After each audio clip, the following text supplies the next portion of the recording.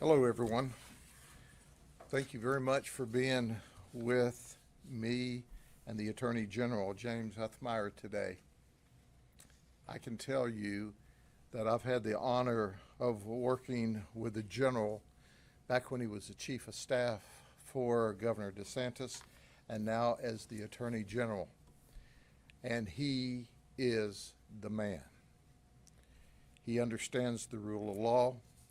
He understands the need to keep the community safe. He and his team are just absolutely, totally outstanding. General, thank you for being here today and agreeing to do this press release with us. We're going to have speakers today. Of course, the General is going to speak as soon as I give a quick overview. And then Brad McVeigh, the statewide prosecutor. After that will be Vaden Pollard. He's the Deputy Commissioner for FDLE. And there'll be Rob Mateo, who is a retired detective from the Sheriff's Office, and he's currently the president of the Florida Gang Association. And then there's Christy Dolan from Department of Corrections. But let me talk about Hernando Thompson. He's 40 years of age. His nickname is T-Murda. Does that tell you anything? He is the head of the sex, money, murder gang for the state of Florida. So we did a wiretap. We called it Catch and Stain. Now stain is rank. And our goal was to take down the sex, money, murder hierarchy. And that's what we all did together. Statewide prosecutor, FDLE, the Sheriff's Office worked together, and we did this wiretap. This is the man at the top of the pyramid.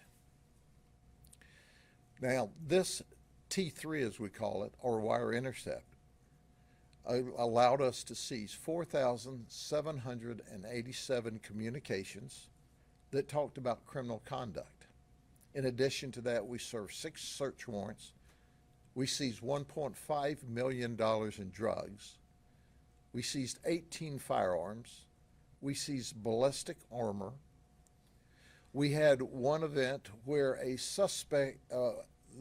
suspects received permission up the chain of command to commit a murder and were after our victim to murder him. The only reason he was not murdered was because the victim got away from them during the middle of the night. And by the way, we found the murder to be victim the next day or a couple of days later and locked him up on some charges we had in order to keep him alive until this investigation could be completed. So we ended up arresting a suspect who was to be the victim of a murder. It was ordered by T-Murda's team. If it weren't for the hard work of the statewide prosecutor's office and our awesome Attorney General at the time who worked with us, and now our current Attorney General, this wouldn't be possible.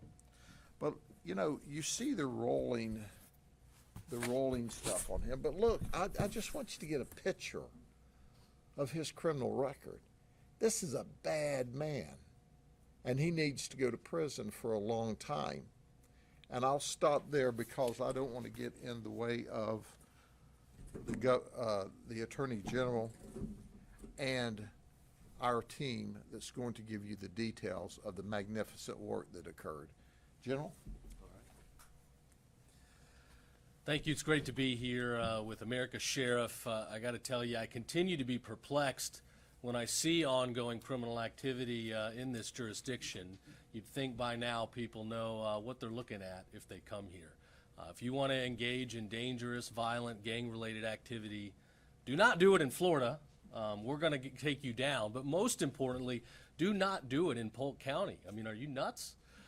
So this is a great way to start the year. You have a notorious gang leader here who ran a large-scale operation, 12 other individuals arrested in this case, and he was directing everything from robbery to drive-by shootings, To, some of his people were pointing guns at children where they were extorting and making threats and ultimately trying to get their way. We're not going to tolerate that here in Florida.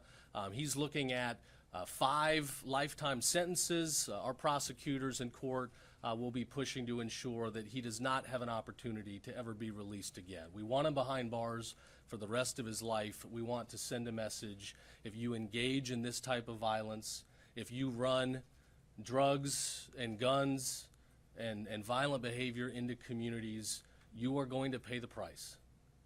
We're going to put everybody on notice. If you engage in this type of violent behavior, you are going to pay the price. You are going to be behind bars for the rest of your life. We are going to protect our families at all costs.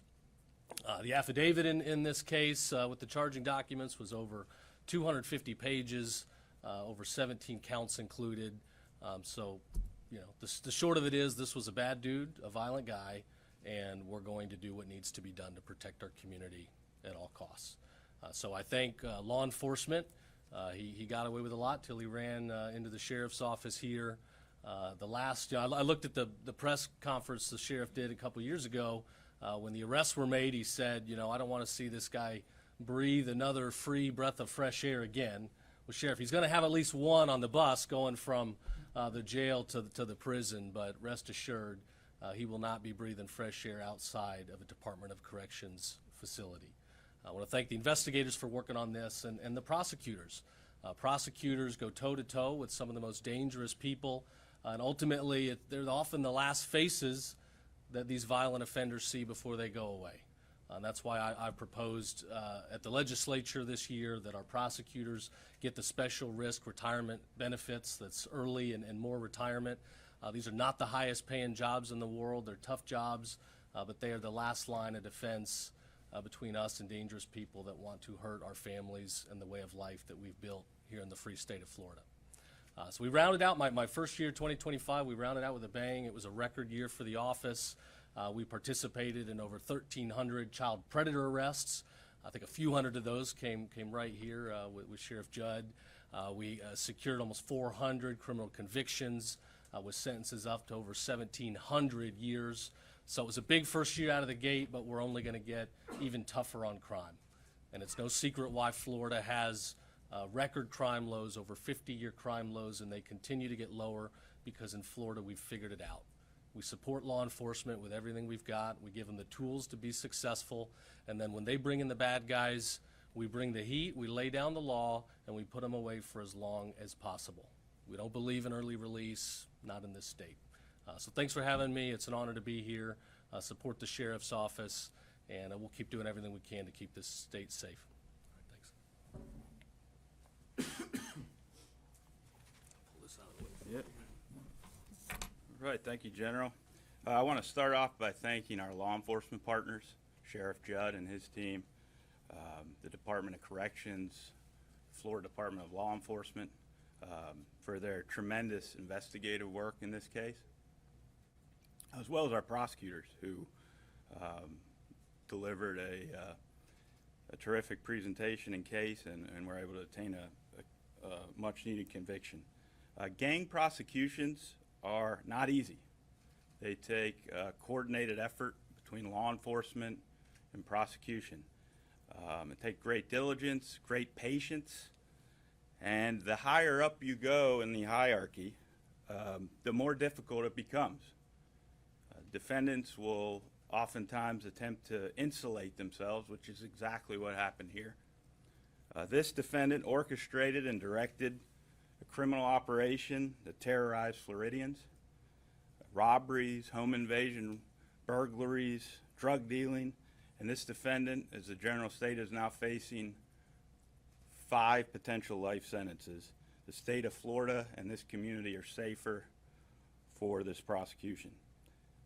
When the Attorney General and the Sheriff say criminals should pack it up and find another state to operate in, this isn't a talking point. They're dead serious.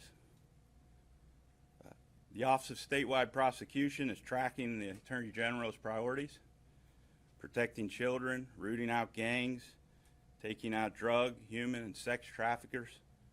This prosecution of a high-level gang member reflects those priorities.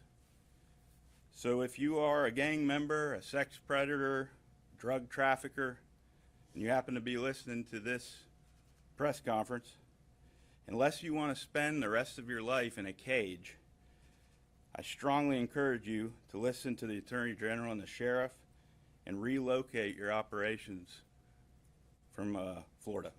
Thank you for having me.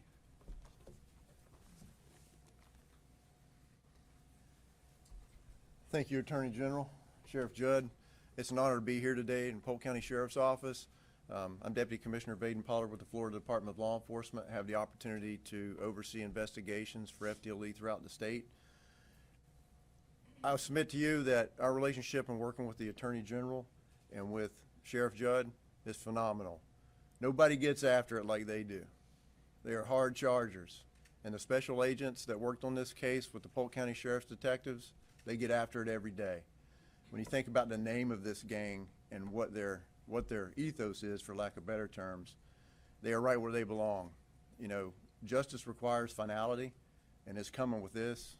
And thank you, Attorney General, that your shop is going to make sure that these guys stay away for a long time. Thank you. Good morning. So they've touched on the investigative side of this. I want to talk about the collaborative side of this. This was a long and complex investigation. We put together a really good team for this investigation, Lieutenant Gonzalez, Special Agent Watley, myself. Collaboration starts at training, believe it or not. You get to meet a lot of great folks at conferences like the one the Florida Gang Investigators Association puts on, and that collaboration and that networking carries away from the conference and finds itself at work, and it makes it easier for us during these investigations to find folks that we need to fill in the gaps of information that we find during these investigations. One great example of that is Ms. Dolan. She'll be up here in just a moment. She and I worked quite a bit during this investigation to fill in a lot of those gaps, especially when we start talking about coded communications. So my appreciation goes out to the sheriff for letting us do this investigation. It was long and complex. The Attorney General's Office of Statewide Prosecution, Gary Malik, was our prosecutor that took us to the finish line. I appreciate them all very much. Thank you.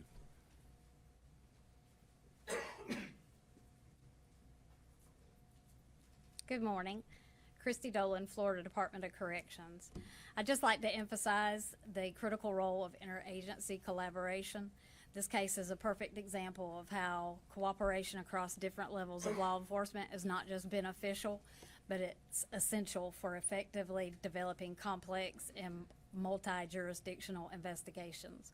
Our agencies work seamlessly together, combining resources, expertise to provide vital support and critical intelligence to the investigation. The strong relationships that we forged together allowed for the rapid and effective exchange of information, which was instrumental in the progression of the case and our overall mission success. FDC remains dedicated to supporting all of our law enforcement partners across the state to keep Florida safe. Thank you. Before we take questions, I want to highlight what Attorney General told us just a minute ago. In one of our home invasions in Eagle Lake, they pointed a gun at an 8-year-old boy and threatened him. And then they pointed the gun to the head of an infant, 3 months old, and threatened him. This is the kind of people these folks are. And as a result, I want you to look around here today. This is the entire authority and power of the state of Florida that came down on them. And make no mistake about it. If you want to abuse the people of this state, it's not just your local police department or your local sheriff's office.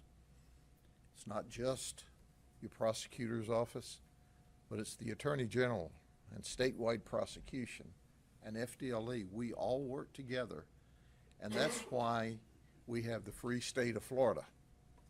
That's why it's safe and people feel safe in Florida, because we don't put up with this.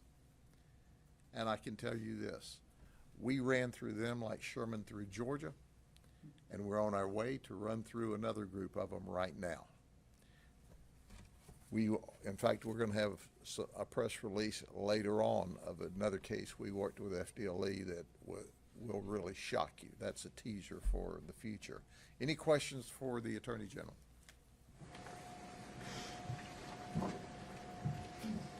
Oh, man, easy day, all right. Thank you, guys. We got one? I have a question unrelated, but I have questions to this. Sure. I have one unrelated to this. All right. You recently sent a letter to the city of Winter Haven regarding a possible violation of the state's public camping law. And they have come back to you and responded that one of the main tenets they think is that all those photos and all the evidence was provided during daylight hours and people sleeping in public parks during daylight hours. Do you have a response to that? Yeah, my response is we want to work with them to enforce the law. We passed a law recently here in Florida.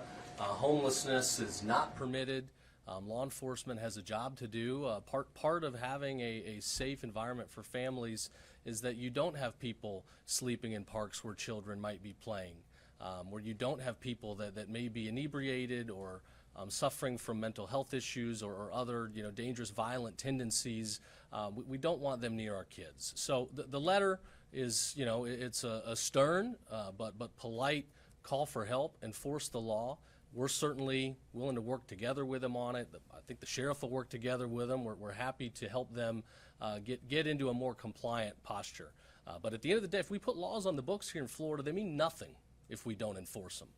So we've seen some examples of jurisdictions that I don't think have done the best job in the state. I don't think this is a lone, isolated issue here in Central Florida. But we will engage in a dialogue and hopefully bring them into compliance. I want to ask about Randall Thompson. I'm looking at this screen here, and one of the first offenses you see is all the way back to 2003, a totally different time from right now. But the average person will look at that screen and say, why wasn't more done earlier to try and stop him? You see, like, the crazy charges there, and someone would say, there's no way that he could have been stopped beforehand to prevent any future crimes. So what would you say to the average person looking at that long rap sheet saying, where's the enforcement been for all these years, 23 years plus? Sure. Well, look, I don't believe in early release. What I will say is when you got gang leaders like this, a lot of the more serious, heinous crimes, as the statewide prosecutor indicated, they try to insulate themselves where they're not directly boots on the ground, running headlong into police forces. Rather, they're managing it like a business leader. They're managing it like a business crime syndicate. So it takes a little bit longer to investigate and ultimately connect the dots to hold those people accountable for the crimes that others are committing under their direction, under their coordination. So we're changing the culture here even further. I mean, Florida's been a tough on crime. We're going to get even further tough on crime. And where prosecutors don't want to be tough on crime, we're going to send them packing for a new job. Yes. Would you consider this to be the dismantling of sex, money, and murder, their gang, or is there more work to do on this? Well, we've dismantled a lot of it. I don't want to definitively say, they're dead in the water, but we're still working on some other leads and investigating, and where we see violent offenders rearing their heads, we're going to hold them accountable. Do you expect additional charges from the initial people who were arrested in 2022? I don't have definitive answers on that, but we're willing to follow up with you offline if more comes to light. Sheriff, has this gentleman been at large since 2022, and now only now because of the wiretap situation were they able to bring him into custody? No, we arrested him in 2022. I don't know if he was in custody between then and his trial date or not, but he's certainly in custody now. We have the same questions that you have. People miss the opportunities to put really, really bad guys in prison along the way.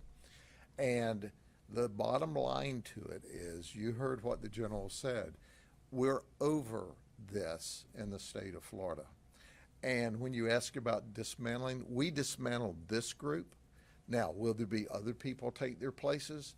As long as there's money, as long as there's drugs, there's going to be somebody to take the risk. And when they take the risk, we're going to do the investigation and we're going to lock them up. So anytime you take away an organized crime group that's especially dealing with drugs, what you're doing is taking away another crime group's competition. And then we move on and investigate them, and we're going to be talking about some of that in the next day or two as well. But make no mistake about it. For those who continue to say that drugs are low level and nonviolent, if they speak those words, they are out of their mind. Because drugs are anything other than low level and nonviolent, because it leads to shooting. It leads to putting guns to 3 months old heads. It leads to robbery, and murder. So at the end of the day, this is just a remarkable piece of work. And there's more. Some of these people have already pled and they're already in prison. Others may still be waiting trial. So this is the organization that we successfully took down, and now you're seeing the trial. This guy here should spend the rest of his life breathing jail air. Sheriff, in 2023, you all created the Violent Gang Task Force, Violent Gang Investigative Task Force. Yes, ma'am. Have you seen a reduction in gang activity in Polk County since the creation of that? We absolutely have, because of our work with our city police agencies, our work with FDLE, our work with Brian Haas, who, by the way, is the best prosecutor any place on the face of the earth, and with our Attorney General and his staff, we have seen a significant reduction in gang activity. We've seen a significant reduction in home invasions, remarkably significantly.